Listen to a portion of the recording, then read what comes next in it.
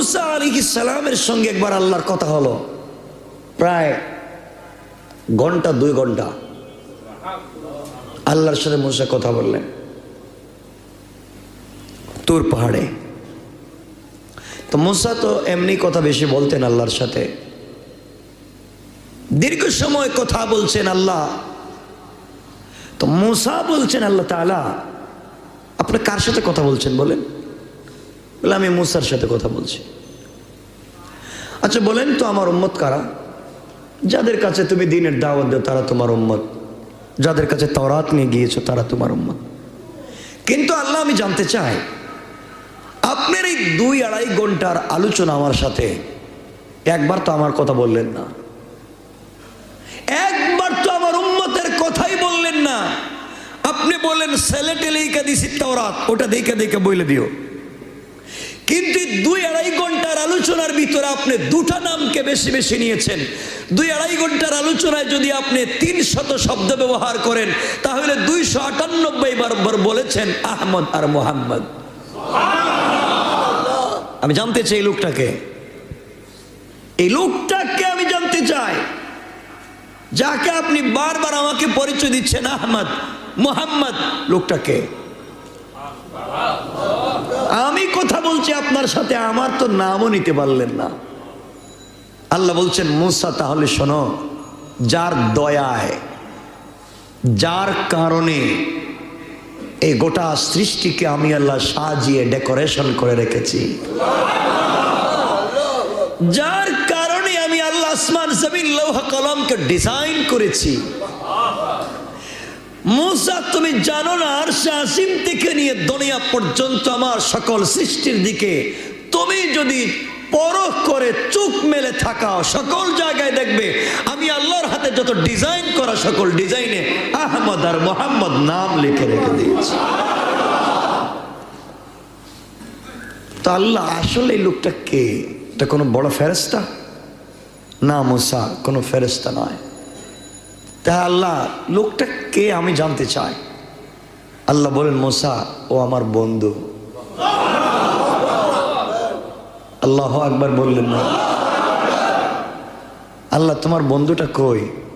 এখনো দুনিয়ায় যায় নাই, কিন্তু ওর জন্মের আগেই তার সাথে আমার বন্ধুত্ব হয়ে গেছে। মুসা তুমি জানো না আজকে তুমি আমার সঙ্গে কথা বলতেছ, আমি জানি আমার এই বন্ধুর উম্মত অনেক গুনাহ করবে, কিন্তু মুসা একটা কথা বলে দেই,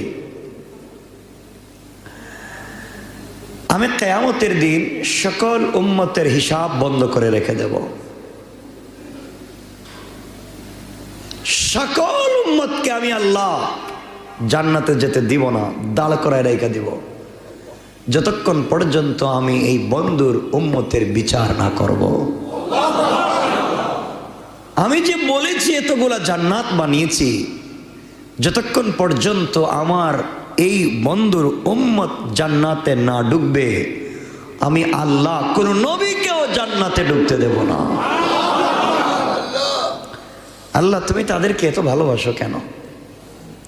মুসা তুমি জানো না ভালোবাসার অনেকগুলো কারণ আছে। এর মধ্যে কিছু কারণ হচ্ছে আমি যাকে বন্ধু বানিয়েছি, যার নাম আহমদ আর মোহাম্মদ দিয়েছি, তুমি তো একটা গ্রামের নবী, এলাকার নবী, দেশের নবী।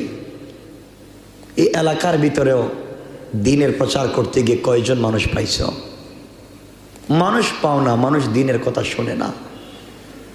শোনো মুসা, দ্বীনের দাওয়াত দিচ্ছ রাত দিন, দিলের ভিতরে দরদ আছে, দিচ্ছ ঠিক, কিন্তু আমি যাকে বন্ধু বানিয়েছি সে তার দরদ নেয়া, তার কথা ভাববে না।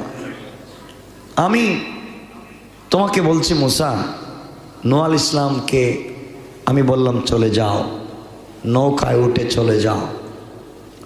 নূহ আলাইহিস ইসলাম উঠলেন, কিন্তু তার ছেলে কেনান যখন পানিতে ডুবে যায় মুসা, তখন এই নূহ যাকে আমি পয়গম্বর বানালাম